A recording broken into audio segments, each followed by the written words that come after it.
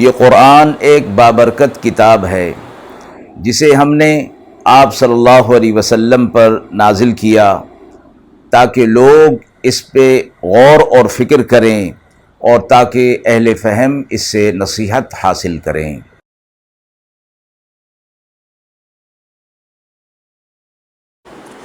بسم اللہ الرحمن الرحیم۔ السلام علیکم ورحمۃ اللہ وبرکاتہ۔ ناظرین کرام، درس قرآن مجید کے آج کے اس پروگرام میں ہم سورہ بنی اسرائیل کی آیت نمبر 90 تا 95 کا ترجمہ اور تفسیر پیش کر رہے ہیں،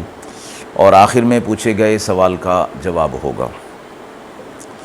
اعوذ باللہ من الشیطان الرجیم، بسم اللہ الرحمن الرحیم۔ وقالوا لن نؤمن لك حتى تفجر لنا من الأرض ينبوعا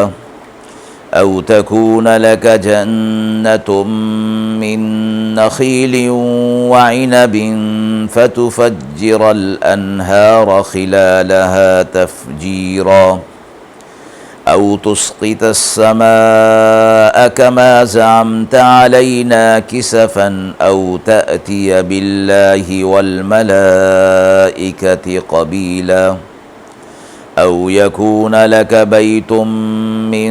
زخرف أو ترقى في السماء ولن نؤمن لرقيك حتى تنزل علينا كتابا نقرأه قل سبحان ربي هل كنت إلا بشرا رسولا وما منع الناس أن يؤمنوا إذ جاءهم الهدى إلا أن قالوا أبعث الله بشرا رسولا قل لو كان في الأرض ملائكة يمشون مطمئنين لنزلنا عليهم من السماء ملكا رسولا۔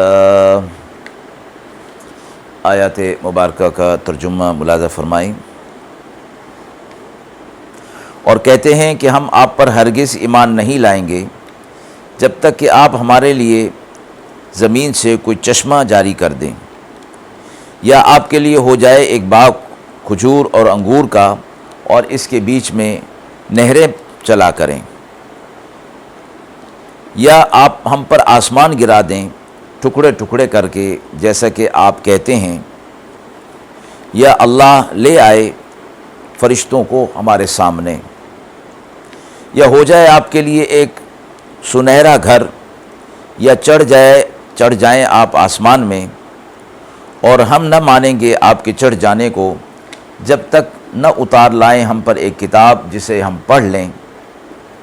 آپ کہہ دیجئے اللہ کی ذات پاک ہے، میں کون ہوں مگر ایک بشر ہوں جو کہ بھیجا گیا ہوں۔ اور لوگوں کو روکا نہیں گیا ایمان لانے سے جب پہنچی ان کو ہدایت، مگر اسی بات نے کہ کہنے لگے کہ اللہ نے بھیجا آدمی کو پیغام بھیج کر۔ کہہ دیجئے کہ اگر ہوتے زمین میں فرشتے چلتے پھرتے تو ہم اتارتے ان پر آسمان سے کوئی فرشتہ ہی بطور رسول کے۔ مذکورہ آیات سے پہلی آیات میں کفار کے سوالات اور ان کے جوابات کا تذکرہ تھا۔ ان آیات میں ان کے اور سوالات اور بے سروپا فرمائشیں ذکر کی گئیں اور ان کا جواب دیا گیا، اور فرمایا گیا کہ یہ لوگ باوجود اس کے کہ قرآن مجید کو نازل کیا جا چکا ہے اور اس کے ذریعے سے آپ صلی اللہ علیہ وسلم کی نبوت و رسالت کے کافی ثبوت ان کو مل چکے ہیں، پھر بھی یہ لوگ از راہ عناد اور ضد ایمان نہیں لاتے اور مختلف قسم کے بہانے کر رہے ہیں۔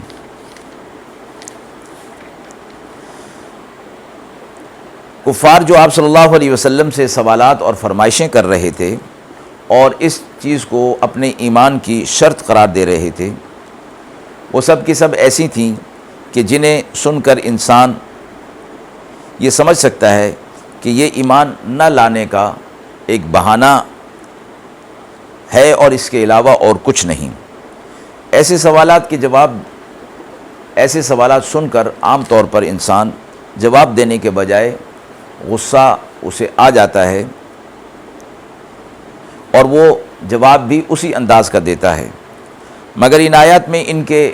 ان لایانی سوالات اور بیہودہ سوالات کا جواب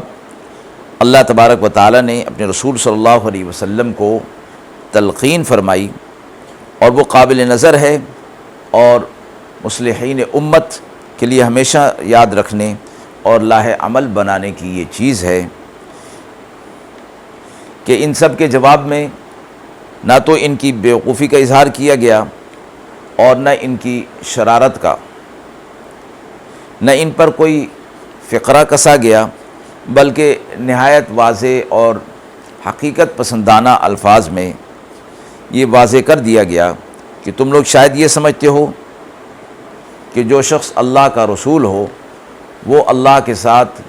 خدائی اختیارات بھی رکھتا ہو، جبکہ اللہ رب العزت نے اپنے نبی صلی اللہ علیہ وسلم کی صداقت کے لیے اور ان کی نبوت و رسالت کو ثابت کرنے کے لیے بہت سے معجزات بھی بھیجے ہیں جن کو دیکھ کر ان کی نبوت کا اقرار کیا جا سکتا ہے، مگر وہ سب کچھ اللہ تعالیٰ کی قدرت کے ساتھ ہوتا ہے۔ رسول کو اللہ تعالیٰ کے ساتھ کوئی اختیار حاصل نہیں ہوتے، وہ ایک انسان ہوتا ہے اور انسانی قدرت اور قوت سے باہر وہ نہیں جا سکتا سوا اس کے کہ اللہ تعالیٰ ہی اس کی خصوصی طور پر مدد کریں اور اپنی قوت قاہرہ کو، معجزانہ قوت کو ظاہر فرما دیں۔ تو ان بات سے جواب دے دیا گیا کہ رسول اللہ صلی اللہ علیہ وسلم اللہ تعالیٰ کی خدائی میں یا خدائی کے اختیار میں شامل نہیں ہیں۔ اللہ تبارک و تعالیٰ جو کچھ آپ صلی اللہ علیہ وسلم کو عطا فرما دیتے ہیں آپ صلی اللہ علیہ وسلم اسے لے لیتے ہیں۔ آخر آیت میں فرمایا گیا کہ تم انسان اس دنیا کے اندر بستے ہو اور انسان ہونے کے باوجود یہ مطالبہ کرتے ہو کہ ہماری طرف جو رسول بھیجا جائے وہ کوئی فرشتہ ہونا چاہیے۔ تو فرمایا کہ یہ مطالبہ اور یہ بات کرنا تو نامعقول ہے، اس لیے کہ زمین پر فرشتے اگر آباد ہوتے تو ان کی طرف پھر فرشتے ہی کو نبی اور رسول بنا کر بھیجا جاتا۔ تو فرمایا کہ اگر فرشتے زمین پر چلتے پھرتے ہوتے تو ہم ان کی طرف کسی فرشتے کو ہی نبی اور رسول بنا کر بھیجتے۔ تو ان کا یہ کہنا کہ فرشتہ ہمارے لیے رسول ہو، تو جواب دے دیا گیا کہ فرشتوں کی طرف فرشتوں کو رسول بنا کر بھیجنے کی ضرورت اسی وقت ہو سکتی تھی جب زمین پر فرشتے موجود ہوتے۔ جب زمین پر رسول موجود ہیں اور وہ انسان ہیں اور انسان یہاں بستے ہیں تو لازمی طور پر یہ بات ضروری ٹھہری کہ کسی انسان ہی کو نبی اور رسول بنا کر بھیجا جائے، چونکہ انسانوں کو اس نبی اور رسول کی اتباع کرنے اور اس کے اسوہ کو اختیار کرنے کا حکم دیا جاتا ہے۔ اگر زمین پر فرشتے کو رسول بنا کر بھیجا جائے تو انسان اس بات سے نالاں ہو جائیں گے اور اس بات کو پورا نہیں کر سکیں گے کہ وہ اس رسول کی کامل طور پر اتباع کر سکیں۔ آیت کے حوالے سے سوال پوچھا گیا ہے کہ انسانوں کی طرف انسان ہی کو نبی اور رسول بنا کر بھیجنے میں کیا حکمت ارشاد فرمائی گئی ہے؟ کفار اور مشرکین کا یہ خیال تھا کہ بشر یعنی انسان اللہ کا رسول نہیں ہو سکتا، کیونکہ وہ تو ہماری طرح ہی انسانی تقاضے رکھتا ہے، پھر اس کو ہم پر کیا فوقیت ہے، کیا ہمارے اوپر جو ہے اسے امتیاز حاصل ہے کہ ہم اسے اللہ کا رسول سمجھیں اور مقتدا سمجھیں۔ ان کے اس خیال کا جواب قرآن مجید میں مختلف عنوانات سے دیا گیا ہے، اور مذکورہ آیات کے اندر یہ بتایا گیا کہ جس کو آپ کی طرف انسانوں کی طرف رسول بنا کر بھیجا گیا ہے وہ انہی کی جنس میں سے ہے، اور یہ انہی کی جنس میں سے ہونا ضروری بھی ہے، کیونکہ غیر جنس کے ساتھ مناسبت نہیں ہوتی اور بغیر مناسبت کے رشد و ہدایت کا فائدہ حاصل نہیں ہو سکتا۔ اگر آدمیوں کی طرف کسی فرشتے کو رسول بنا کر بھیجا جائے جو نہ بھوک کو جانتا ہے، نہ پیاس کو جانتا ہے، نہ سردی گرمی کا اسے احساس ہے، نہ محنت کو وہ سمجھتا ہے، تو وہ انسانوں سے بھی ایسے ہی عمل کی توقع رکھتا ہے۔ ان کی کمزوری اور مجبوری کا وہ احساس نہ کر پاتا۔ اسی طرح انسان جب یہ سمجھتے کہ یہ تو فرشتہ ہے، ہم اس کے کاموں کی نقل کرنے کی صلاحیت نہیں رکھتے، تو اس کی اتباع بھی نہیں ہو سکتی تھی۔